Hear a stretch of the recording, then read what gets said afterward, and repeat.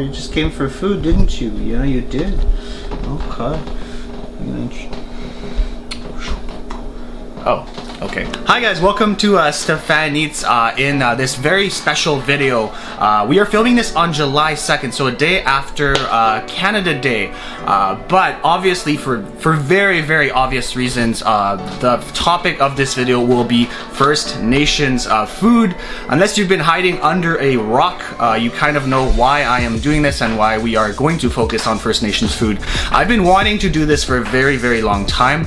And looking up First Nations food, there are two places that keep on coming back with insistence on my feed. One place is a cool food truck in North Vancouver, dishing out some cool dishes involving bannock, which is the traditional First Nations bread.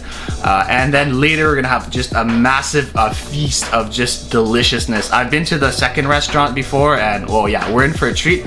Also, it's 1 year since we've started this vlog, so I think we're gonna go all the way back to the beginning, and I think it's time to review the first place we've ever done with a little bit less cringe. Yeah, let's go, and we're gonna drive over right now. I'm gonna run that way and do a cool little pew, you know, like. Yeah,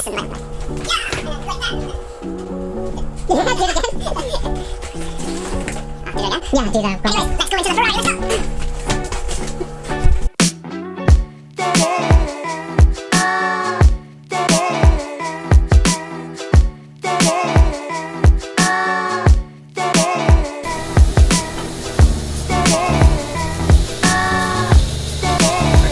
We got all our food, and we're gonna go just over here, and I think there's like a waterfront area with a bench or something. Looks really good. Smells really good.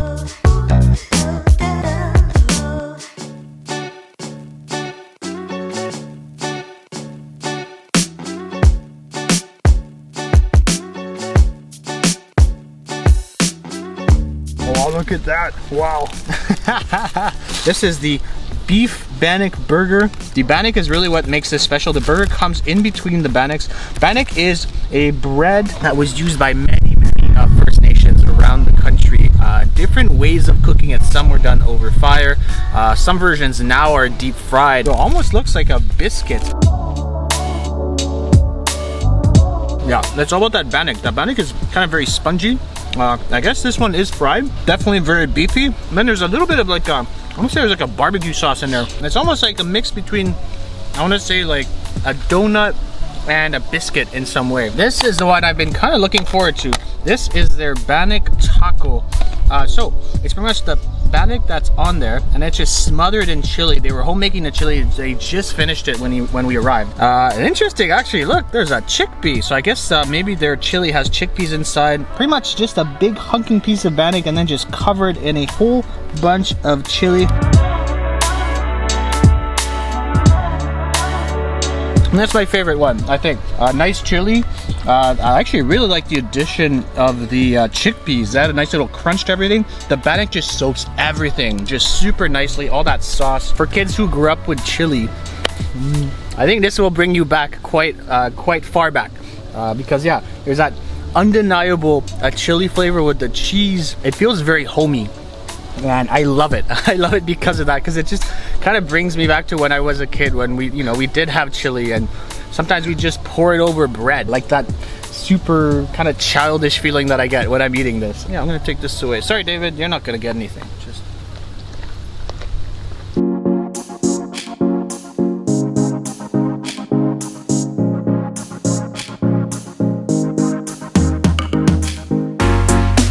So I got the Gamay Noir from Indigenous World Winery, so yeah, let's give it a shot. It smells very, very dark, very oaky, kind of like a cherry, definitely a cherry smell to it too. Oh, actually very light. Yeah, very light, nice acidity to it, but not too dark at all.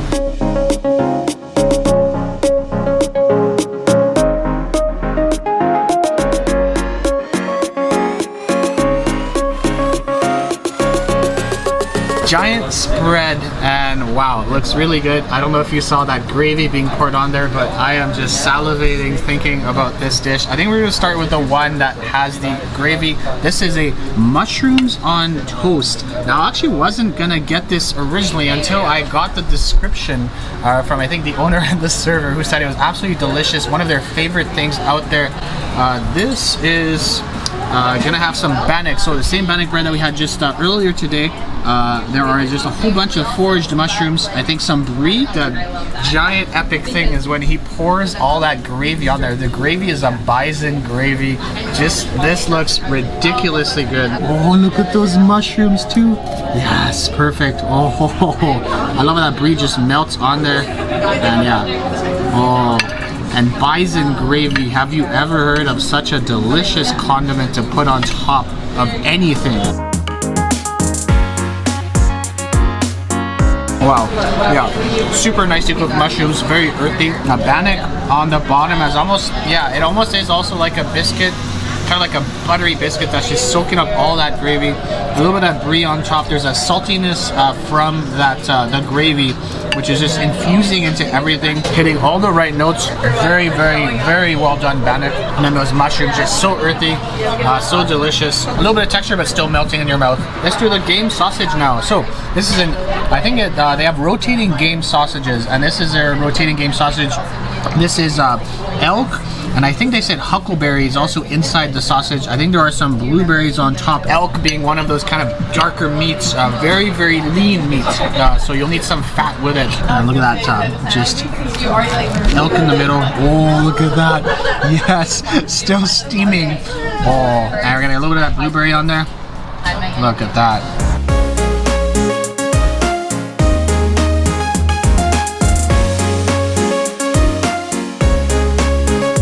Wow, super well done once again.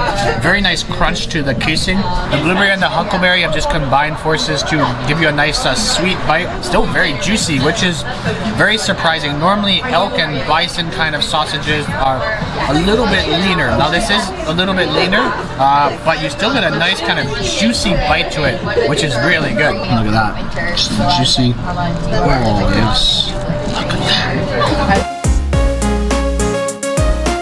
Just a hint of that sweetness, that berry flavor, and then just that ultimate deep taste of the elk. Must get, for sure. And of course the last one is a pemmican mousse. The mousse itself, or the word actually, reading into the history, comes from Cree. And it could be either made with elk, with moose, bison, and I think another meat. And what they do is they dry it, and then they actually, what they said here is they actually blend it into a powder, and then they mix it with some cream cheese, and I think there's also I think they said elderberry in here. I could be mistaken. There could be another type of berry.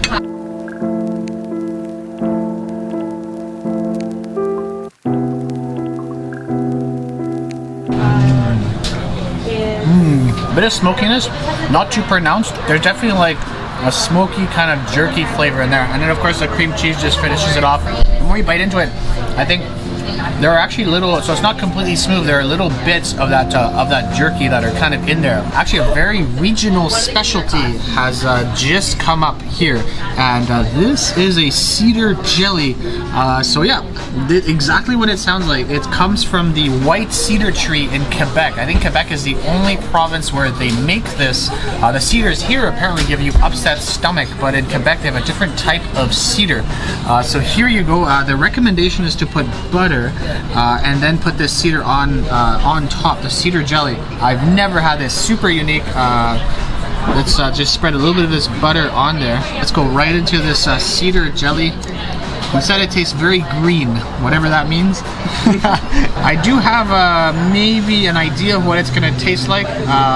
Yeah, might taste maybe a little bit resiny in my opinion, but let's see what it tastes like. Here you go, whole bunch of the butter, whole bunch of the resin on this bannock.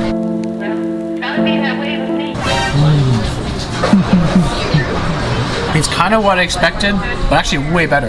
Yeah, it does have that kind of resiny taste. Yeah, definitely like a sap taste. Then there's a sweetness at the end, which is super enjoyable. The bannock just adds super well with that, and then the butter. You get the creaminess of the butter. I might see where I can buy this. This is actually really, really amazing. Speaking of cedar, what's a tree's favorite salad dressing?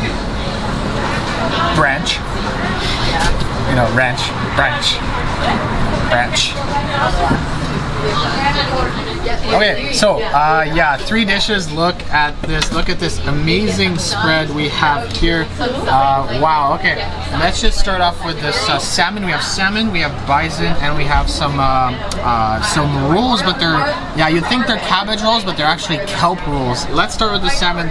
Beautiful sockeye salmon, resting on some Ojibwe rice. Ojibwe being a nation that stretches quite a long, actually stretches quite far from normally the southern part of Canada, normally near Saskatchewan, Manitoba, all the way to Ontario and even the Midwestern US. Yeah, the rice actually might be just as exciting for me than the sockeye salmon. And of course, us being in British Columbia, sockeye salmon, probably, yeah, I want to say we probably have the best salmon in the world here. Look at the texture of the rice.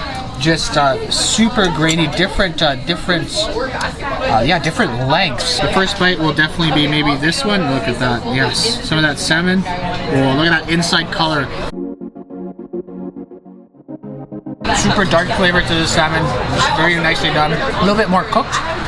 Normally I like it a little bit more rare, but other than that, just super delicious. And of course the Ojibwe rice. Look at that. Look at those different, yeah, look at those different textures in there. It looks super good.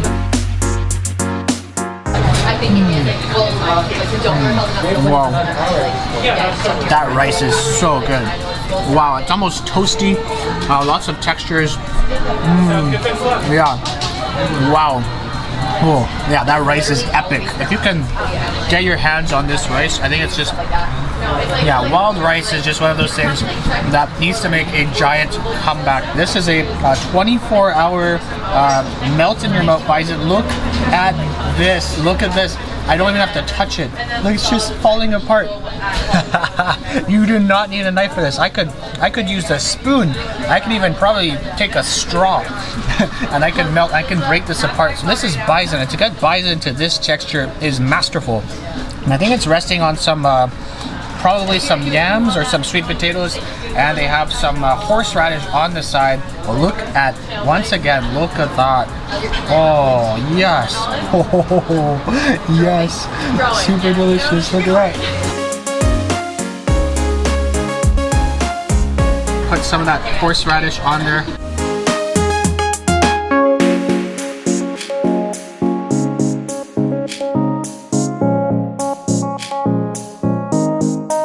Wow, pure essence of meat. It's just super fall apart tender. Now bison doesn't have, almost has no fat. So you're not going to get those kind of fatty bites, but what it lacks for in fat, it makes up in just ultimate meaty flavor and a hunk of meat that's super tender, super delicious. And I'm going to try a little bit more of this sweet potato, because I think that might be the kind of fatty element that kind of ties it all together. And of course the horseradish. Who's going to complain with horseradish? Absolutely nobody.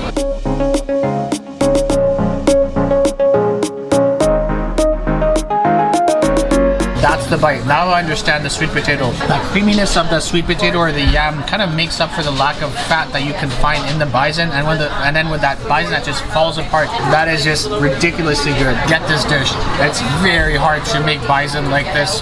You need to really stew it for a very long time. Great job. Absolutely great job. This is going to be a kelp roll, so almost like a cabbage roll, except you can tell here, look at that. This is wrapped in kelp. I'm not sure what's in the middle. It's resting on some more Ojibwe rice and a bunch of tomatoes on top. Let's remove the tomatoes a little bit and we'll see what's under there. Wow, so this whole thing, look at that. That's a whole kelp roll.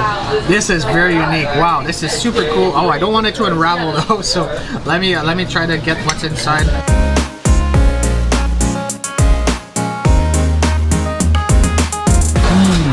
Wow, cabbage, move over. Wow, that kelp is crazy. They actually have way more texture than the cabbage. Yeah, so it has more of a crunchy texture. It seems like the kelp just retains so much texture. It's still very crunchy. And inside, just a lot of tomatoey goodness. That tomato is very fresh. That rice, of course, with it is just super good. You get a little bit of saltiness from that kelp. Get this too. This is super delicious.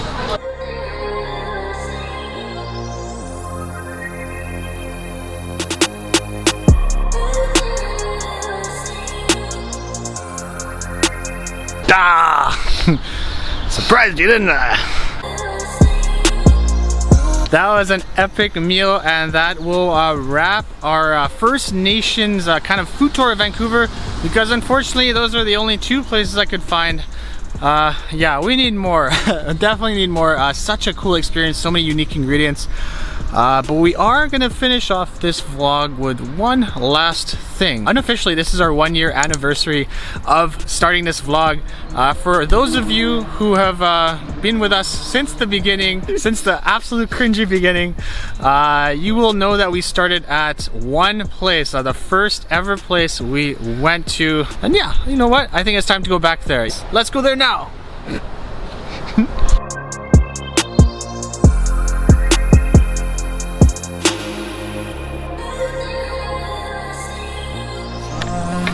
That's one, and then this vegetarian, that's a 2. Perfect. Thank you.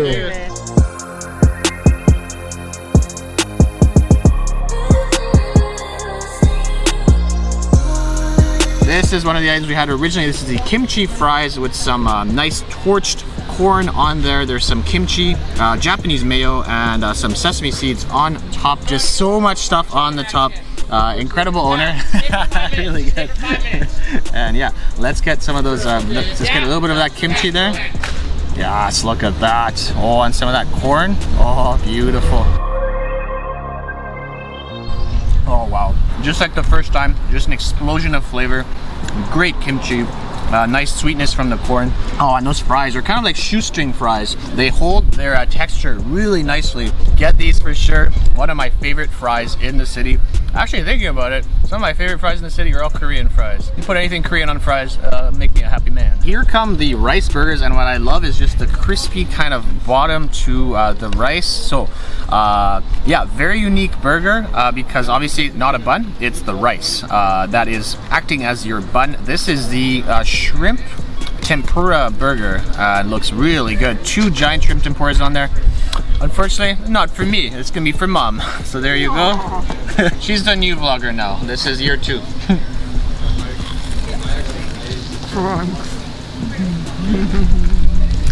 Wow. Is it good? Really good. You know what it's like? It's like the bottom of those lovely Korean rice dishes, but it gets all crunchy at the bottom. Yes, exactly. That's exactly what it's like. That's where I get my food reactions from. There we go. Mom approved, and it looks really good. Yeah. But we're gonna go right onto this meat. We have this one, which is the spicy chicken katsu.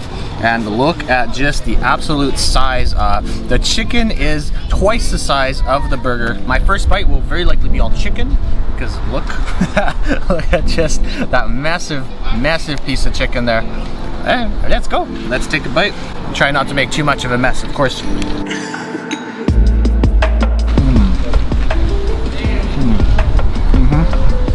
I think I remember from last time how juicy that chicken was, and this is no exception. It's exactly the same thing. Not too spicy, and what's nice is hopefully you get those chicken juices that are kind of just gonna drip into that.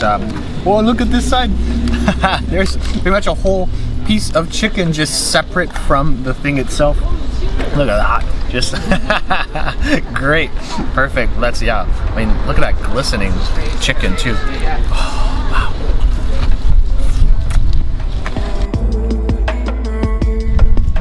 Almost has like a gochujang taste to it. That flavor is so good. And I love just that texture of the rice burger. Delicious. This is a must. Maybe just because of our personal taste. It could be a little bit spicy though. Okay, this one's very unique. This is a spam musubi. Masubi? Spam musubi. And this is just dripping in more juice. Giant piece of spam in the middle, lots of egg, and look how saucy that is. There's probably some Japanese mayo on the side. And I'm gonna get this corner. Look at that side too. Look at all that egg. Oh, yes. Oh, that looks delicious. Another must try. That spam is so delicious, nicely seared. That egg is just so fluffy. You get that crunchy rice once again all together with that egg. Just super comforting, super delicious, super homey. This is everything you want in a breakfast.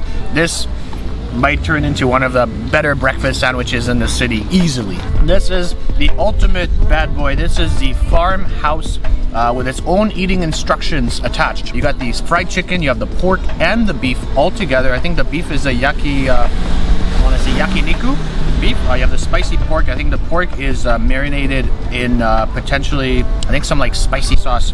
And then that chicken. Where do I start? I'm gonna try to get him right here.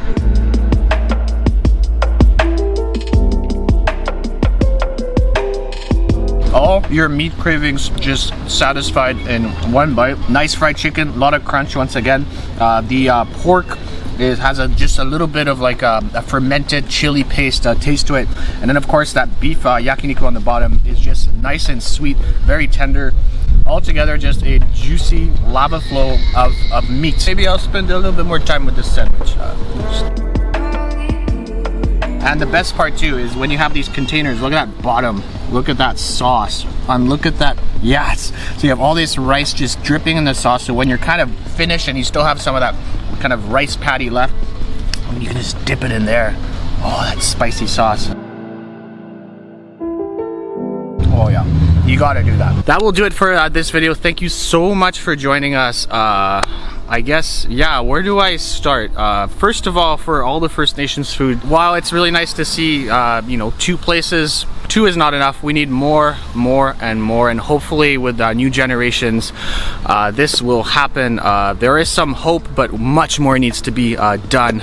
But talking to some of the chefs, there is some hope. They are working with younger chefs, younger First Nations chefs who are learning the ropes and trying to preserve and bring back some of the recipes that were lost. And it also starts with us just supporting First Nations food, hoping that it grows into something that becomes just much more common in Vancouver, not only in Vancouver, but in British Columbia, in Canada, and hopefully around the world. I'd like to see this become a worldwide thing. Make this as common as sushi. Anyways, that'll do it for us here. If you did enjoy our videos, don't forget to hit the subscribe button, hit the like button, hit the bell icon so we can notify you of future videos. And of course, let us know if there are any other restaurants you want us to try. We will see you very, very soon, and ciao for now.